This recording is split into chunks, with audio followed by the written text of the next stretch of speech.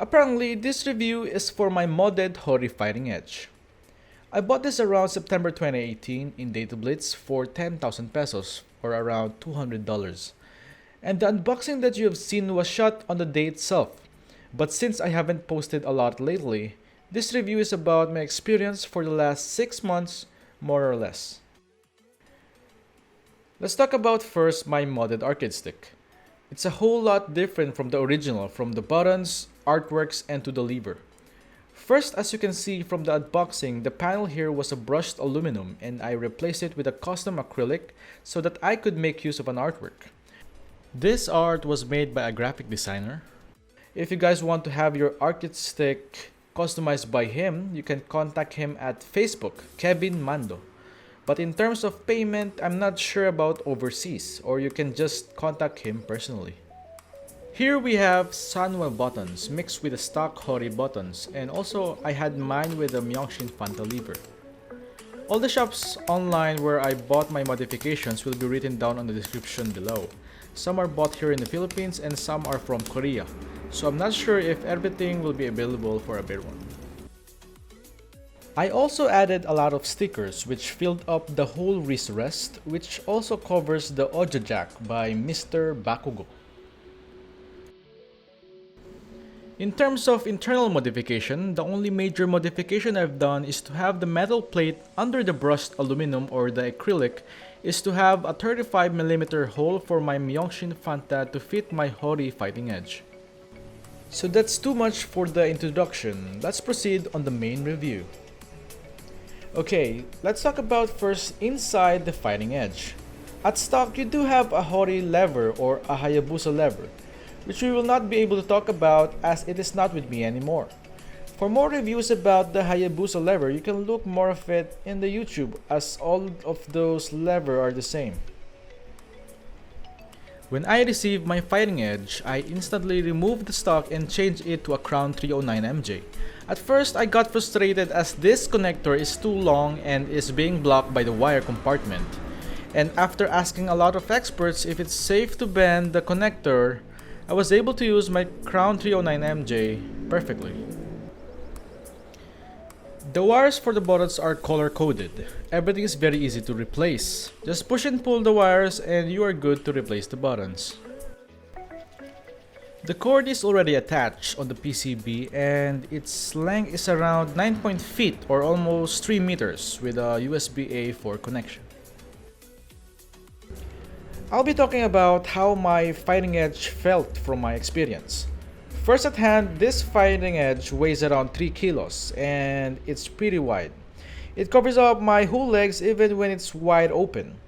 The stick is around 18.7 inches in width, 11.5 inches in depth, and 4.5 inches in length. For me, 3 kilos is not really heavy for me to be at discomfort in long sessions on your lap. Actually, it feels comfortable, in my personal opinion. Maybe anything more than 3 kilos is not suitable for long sessions. It also had a rubber padding which prevents it from slipping on any surface, including on your lap, and it insulates you from cold environment as the base is also metal which can be cold easily. When I first had my stock fighting edge and had my brushed aluminum pre-installed, it felt really good as the aluminum is actually smooth and not causing a lot of friction on your skin. The only downside of it is that it's harder to clean and you'll often see unwanted scratches. And if you're playing with a very cold environment, since it's a metal or a conductor, it will get cold easily.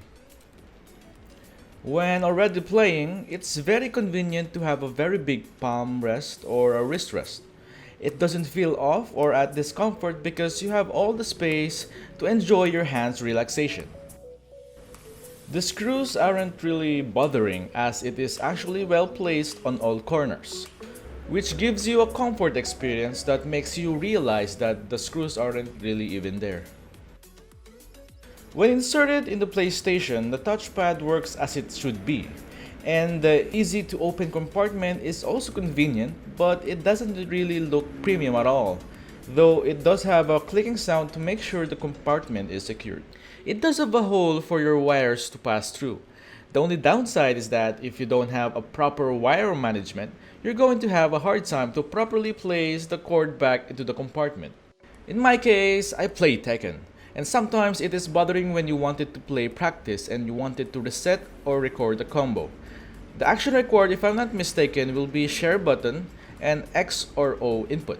Sometimes it's hard to guess which button it really is as it is not seen at first, until you've managed to master the placement of the button. It does have a tournament button. Correct me if I'm wrong, but I believe it refers to the locking of the start button. A sign button which I believe no one really gives a damn about it, but it is for reassigning your buttons to your respective liking. A D-pad, left stick, and a right stick switch, and also L3, R3, and a PS share button. For the audio input, which was covered by Mr. Bacoor here, I wouldn't recommend you to use it as it will really make your sound suck very much. I mean, it sounded like you bought the cheapest headset ever sold. I was using the JBL T450 headset and it's nowhere close on the sounds when I inserted it on my computer or my Blue Yeti mic. In handling the FE, at first I was thinking if it will be held like a book or something. But whenever I handle it from one place to another, there's actually a small handle like a slot that you could use to hold the stick lengthwise. But of course, you could also hold it like a book. The reason why I have 4 Sanwas and 4 Horis is that one reason is that I really wanted a full Sanwa as it's more comfortable for me, personal preference. And second reason is that one of my Hori buttons are actually broken in the span of 4 months. The clip got broken and I had to sacrifice one match because of it. The button is still working though, but I won't be able to insert the cap on the button unless I buy a new cap for it. The next are the screws, specifically the hex screws or the black screws that you use to close the bottom panel, which are used in the fighting edge or most of the Hori products. I feel that they are very weak and they are not stainless, they are prone to rust. If you're frequent in modifying and opening your fighting edge, these screws here will surely lose thread easily. For transporting, I had a hard time to find my fighting edge to have its own bag. At first, I only had a generic bag, but after that, I bought myself a Canva Guardian, which suited my Hori fighting edge perfectly, and still has more space for other stuff.